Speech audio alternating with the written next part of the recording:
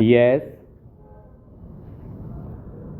उपाध्यक्ष महोदय, आज देश के अंदर विधि और व्यवस्था की जो हालात है और जिस कारण से सदन चिंतित है, उस विषय पर मैं बोलने के लिए खड़ा हुआ हूँ। इस विषय पर जो भिन्न भिन्न वक्तव्य मेरे साथियों ने दिए हैं, मुझे बड़ा आश्चर्य होता है। आज यह प्रश्न गंभीरता के साथ सदन में रखा गया है। यहाँ गंभीरता से चर्चा होती है कि देश के अंदर उग्रवाद या आतंकवाद पनप रहा है। इसके पीछे मुख्य कारण गरीबी है, शोषण है, भुखमरी है। मैं इन कारणों को नहीं मानता।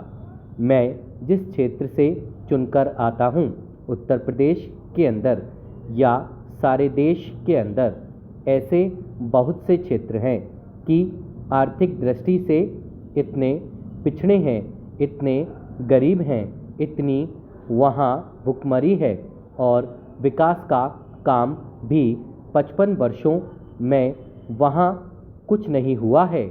जैसे उत्तर प्रदेश और मध्य प्रदेश का बुंदेलखंड क्षेत्र है, वहाँ उग्रवाद की भावना क्यों नहीं है?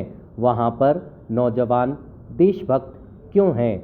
वहाँ आज नौजवान कानून और व्यवस्था के अंतर्गत देशभक्ति की भावना से ओतप्रोत होकर कार्यक्रमों को लेकर अपने क्षेत्र के विकास के लिए, चाहे राज्य सरकार हो चाहे केंद्र सरकार हो, तत्पर है।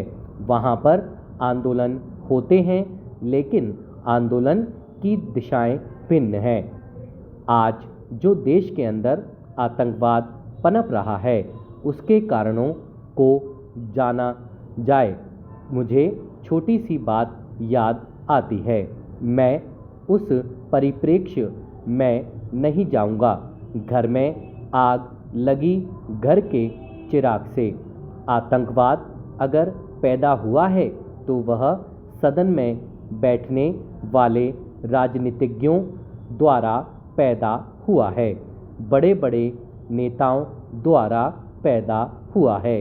और यही कारण है कि आज हिंदुस्तान के अंदर आतंकवाद पनप रहा है।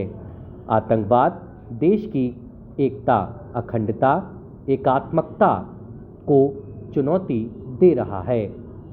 एक प्रश्न बनकर खड़ा हो गया है। आज इस देश के सामने सबसे बड़ी आतंकवाद की चुनौती है। यही चुनौती है कि देश की एकता और अखंडता की जो देश के अंदर आतंकवाद है, चाहे कश्मीर के अंदर हो, पंजाब के अंदर हो, असम के अंदर हो, उत्तर प्रदेश के तराई क्षेत्र के अंदर हो, राजस्थान, हरियाणा, मध्य प्रदेश के कुछ क्षेत्र के नक्सलाइट्स को मद्रास या तमिलनाडु में हो, किसी भी रूप में वहाँ आग सुलग रही है, वहाँ बंद हो। अगर इसके पीछे भी चुनौती है तो देश के लिए सबसे बड़ी चुनौती है राष्ट्रीय एकता, अखंडता की। Stop para.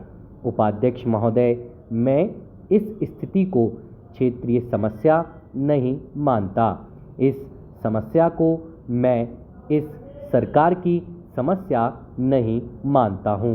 यह सारे हिंदुस्तान की राष्ट्र की समस्या है और सभी राजनीतिक दलों को इस संबंध में अपने राजनीतिक मतभेदों को भुलाकर सच्चाई के आधार पर, वास्तविकता के आधार पर आज इस बात का निर्णय करना पड़ेगा।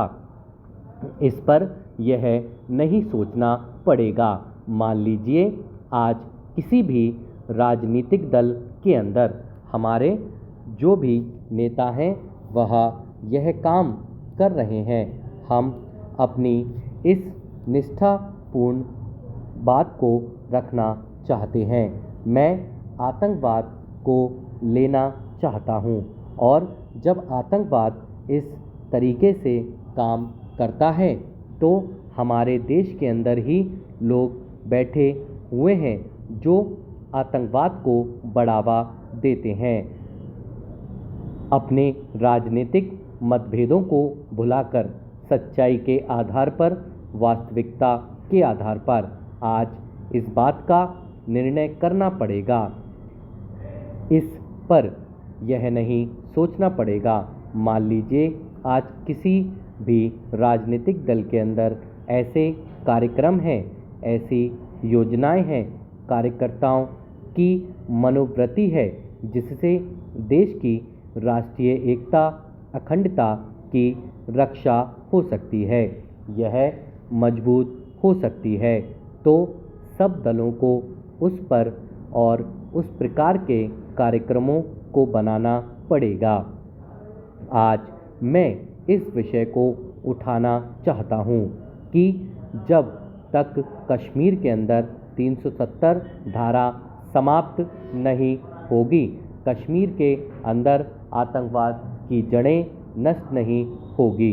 मैं इस बात को कहकर अपना भाषण समाप्त करूंगा, क्योंकि कल माननीय सदस्य महोदय इस विषय पर उत्तर देने वाले, अगर यह सरकार ईमानदारी के साथ अपनी राजनीतिक दुर्भावना से दूर रहकर सच्चाई के साथ आतंकवाद से निपटना चाहती है, आतंकवाद को समाप्त करना चाहती है, तो इस आतंकवाद को उत्तर प्रदेश का ही विषय ना माने, अपितु 8 राज्यों में जो आतंकवाद पनप रहा है वहाँ के मुख्यमंत्रियों को बुलाकर एक सम्मेलन करना चाहिए, बैठक करनी चाहिए। वह एक प्रदेश की नहीं 8 प्रदेशों की योजना बनाकर सामूहिक रूप से लड़ाई करें तो आतंकवाद से डटकर मजबूती से मुकाबला किया जा सकता है, जो देश के लिए बहुत बड़ा खतरा है, हमारी एकता और अखंडता के लिए खतरा है। आपने पंजाब में आतंकवाद को समाप्त करने के लिए फौज लगा दी, लेकिन पंजाब की सीमाओं को सील नहीं किया। परिणाम यह हुआ कि उत्तर प्रदेश की तराई में आतंकवाद फैल रहा है।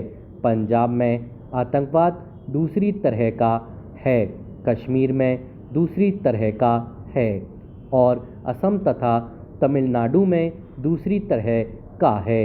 लेकिन इससे कैसे निपटा जाए, सरकार अलग अलग तरीके से सोच रही है। इस सदन के बहुत से महानुभाव सोच रहे हैं, लेकिन इसको सोचने के लिए एक रूप देना पड़ेगा, एक तरीका अपनाना पड़ेगा, एक पद्धति अपनानी पड़ेगी, एक कार्यक्रम बनाना पड़ेगा। जब ये इस प्रकार का सोच होगा और सदन में सरकार सभी को विश्वास में लेकर इन प्रदेशों के मुख्यमंत्रियों के साथ बैठकें करेगा और यह योजना बनाएगा, तब तो आतंकवाद से निपटा जा सकता है, अन्यथा नहीं। उपाध्यक्ष जी, आज हम सदन में देश की कानून और व्यवस्था की स्थिति पर विचार कर रहे हैं और यह चर्चा 2 दिनों से चल रही है। हम सब लोग जो यहाँ बोले हैं, तमाम आदमी एक ही निष्कर्ष पर पहुँचे हैं कि देश में कानून और व्यवस्था नाम की आज कोई चीज़ नहीं है। हमें गंभीरता से सोचना पड़ेगा कि आखिर यह स्थिति कैसे आई, क्या कारण है कि आज देश में कानून और व्यवस्था नाम की कोई चीज़ नहीं है, जबकि तमाम कानून हमारे पास किताबों में उपलब्ध हैं। एक बात यहाँ और हमारी समझ में आती है कि देश में कानून तो बनाए गए, परंतु उन कानूनों को लागू नहीं किया गया। अगर कानूनों को सही ढंग से लागू किया गया होता तो आज देश उस स्थिति में ना पहुंचता। स्टॉप।